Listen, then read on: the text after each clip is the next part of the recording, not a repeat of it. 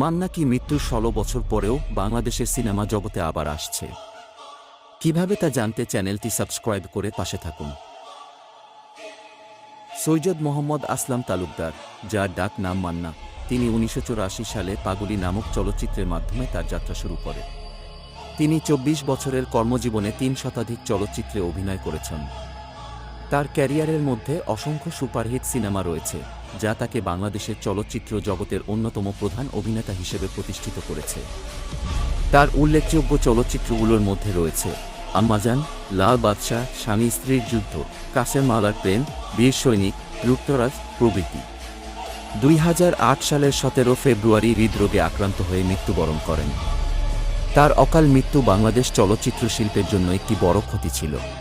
কিন্তু বর্তমানে black box studio নামে ইউটিউব চ্যানেলে ২২ মিনিটের এক সিরিজ প্রকাশ করে, যার নাম ব্ল্যাক স্টোন।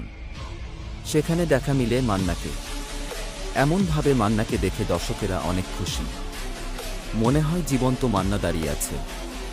এর জন্য ব্ল্যাক বক্স স্টুডিওকে অনেক ধন্যবাদ। ব্ল্যাক স্টোন সম্পর্কে আরও ভিডিও পেতে কমেন্ট করেন আর সাবস্ক্রাইব করতে ভুলবেন না। আল্লাহ হাফেজ।